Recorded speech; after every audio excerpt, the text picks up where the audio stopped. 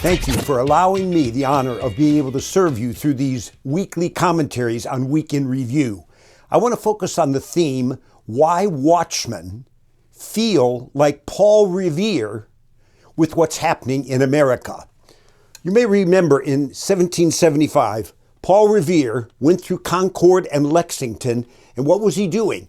He was giving an alert, a warning, the British are coming. This was the beginning there of the American Revolution. And today, God says in Isaiah 66:2, he said, I have set watchmen on the wall. And I'm about to celebrate my 50th anniversary of full-time vocational ministry. And the bulk of that time, I have served in this capacity with others in this country. But we have to listen to watchmen. It says in Proverbs, it says that the prudent man sees danger and hides himself, but the fool goes on and then he suffers. I remember going into Fuddrucker's restaurant years ago, and I had a great relationship with the manager. And he was from New Orleans, Baton Rouge. And I remember New Orleans, I talked to him, I said, Katrina, and the devastation. You may recall the levees broke and 80% of the city there was underwater. And I said, how could that have happened? Weren't people warned? He said, oh yeah, we were warned. But he said, I grew up there. And you know what he said? He said, bottom line is, every year we heard the same thing. The levees are going to break. Here comes a hurricane, cyclone, whatever it is. But we just ignored it. We became desensitized. We don't want to fall prey to that, in this country today. So I want to deal with something now because we know it's not that long ago. It just took place recently that we saw the private residence of the former president of the United States, Donald Trump. We saw it raided. And people were shocked and stunned. Republicans, Democrats, Independents, all over America and even abroad. Imagine a former president of the United States, this is unprecedented, and a likely candidate to run for president again, having his home seized. 100 FBI agents, 30 go in. Imagine if you were his wife. How would you like to be in that situation there? And, they're rifling through your drawers, lingerie, underwear, all of that. And they're looking for something. They're going to find something. Now, we know, and if you don't know, I submit this to you, that there are individuals that do not want Donald Trump to run.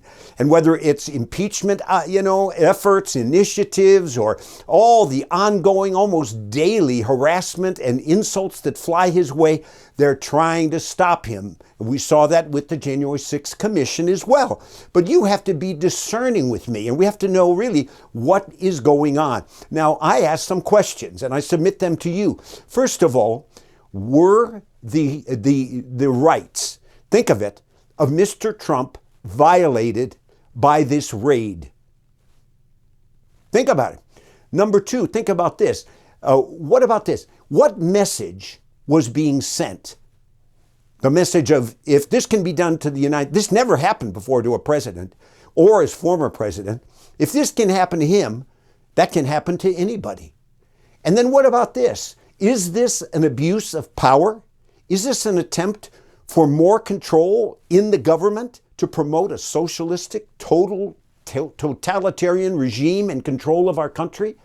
Is this a weaponizing, ask this, of agencies like what? The IRS, the FBI, Department of Justice? What about this question? Why wasn't this kind of activity taking place with Hillary Clinton and what she did, destroying 33,000 emails, and it was excused, well, she didn't intend it, it was inadvertent. Or what about with the blackout with Hunter Biden and the corruption that we're seeing and it's coming forth? Why isn't that investigated or their homes, being seized? Now, another question is, why is probably 90% or more of the media just kind of covering this up or ignoring it? These are very poignant questions that have to be answered. Now, we have a Bill of Rights, and you may recall the Bill of Rights were put in place a few years after the Constitution was ratified so that what? So that we would have a guarantee of personal freedoms and there would be guardrails for protecting people from the federal government. The colonists and the founders, they did not want a replication of what happened in England and in France. We saw, and so we wanted people to enjoy freedom. Now let me read to you from the Fourth Amendment. And here, ask yourself, was this violated with Mr. Trump? The Fourth Amendment says the right of the people to be secure in their persons, houses, papers, and effects against unreasonable searches and seizures shall not be violated, and no warrants shall issue but upon probable cause, supported by oath or affirmation, and particularly describing the place to be searched and the persons or things to be seized. People, you say it. Was that violated with Mr. Trump? And then I think it's important that we today just stop and we say, now, what happened in Nazi Germany with do you remember this? With the National Socialist Party? People look back and they don't learn lessons from history. I want to show you, this was when it became, a police state and all opposition was being blacked out. Look at this. Do you remember any of this in news? And portray the Nazis as saviors of the nation's future. The event was carefully staged to reassure the German establishment, including the military, that Hitler would respect their traditions.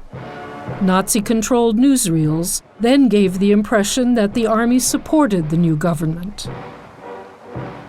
Though Hitler walked behind longtime President Hindenburg for now, the new chancellor would soon be Germany's absolute dictator. The day was dedicated to the new Germany, and more than 100,000 school children stood shoulder to shoulder as the car bearing the aged president and the chancellor proceeded through the crowd to the speaker's stand. Whether you agree with his doctrines or not, it must be admitted that the leadership of Hitler has united the German people for the first time since the war.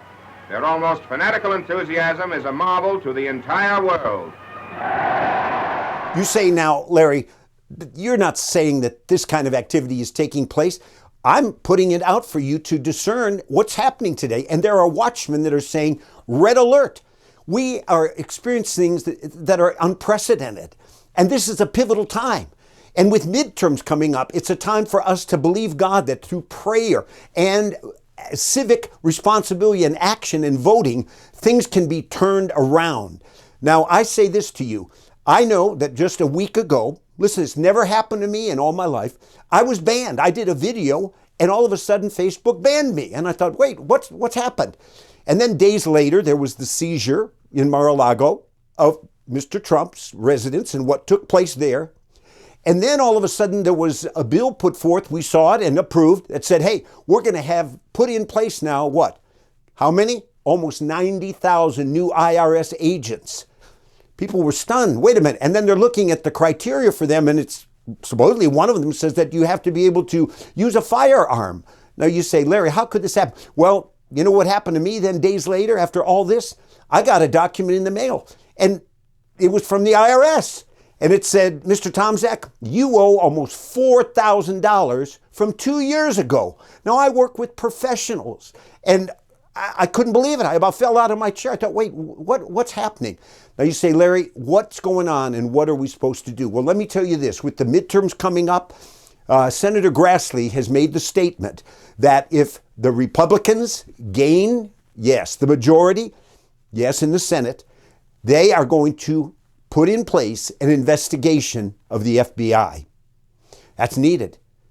Now, not only that, but people are saying, I don't understand. Why are we saying, this is the Inflation Reduction Act, and yet we don't see that? And Mr. Biden is telling us that there is no inflation. But it's almost insane to be hearing these kind of statements when we see what's going on. Do you know in the first 10 months how much money was accumulated in revenue, tax revenue in the United States?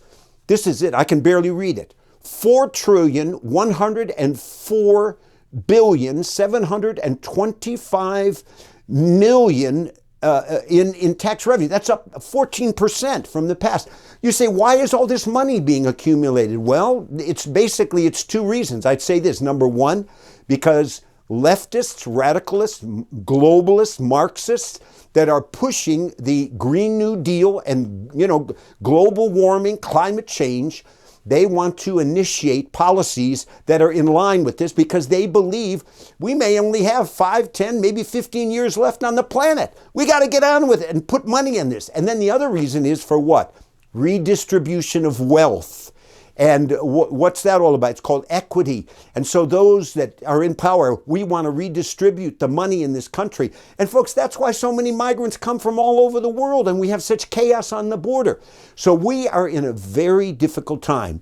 And I would submit this to you. If all of a sudden we say we need almost 90,000 new IRS agents, and they're not going to go after Bill Gates.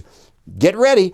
But I'd say this. We look and we say, oh yeah, guns, we can't have them in schools and all that stuff, and we need security guards.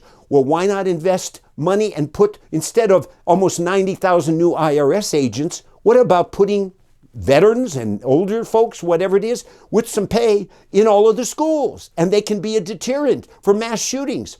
Or how about on the border? You got our border control and they're there and they're screaming. They're saying we're overwhelmed. It's an avalanche. We can't keep up with it. We've had 2 to 3 million. They've come in already. What are we supposed to do this year? Well, what about if some of that money was given for hiring of more border patrol agents? Folks, we are living in a very challenging time. But God, we look to, and we must act. We must be salt. We must be light. And we're going to trust God that we can turn the tide. Watchmen are speaking. Are we listening?